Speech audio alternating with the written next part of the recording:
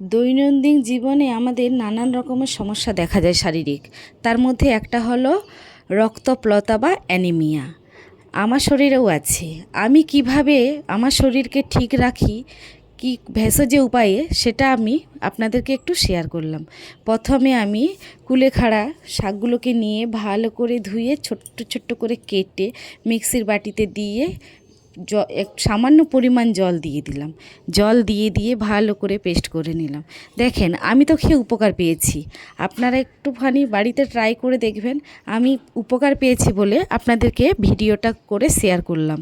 এরপরে আমি ছাঁকনিতে ছেঁকে নিয়ে ভালো করে একটুখানি চামচে নুন দিয়ে দিলাম, কারণ ওটাতে এমনি খাওয়া যায় না, নুন দিলে একটু স্বাদ হয়। আমি খেয়ে খুব উপকার পেয়েছি। আপনারা যদি উপকার পান তাহলে একবার ট্রাই করে দেখতে পারেন। এরপরে আমি এক গ্লাস খেয়ে নেব। আপনারা যে কোনো টাইমে খেতে পারেন। আমি তো খাওয়ার পরে টিফিন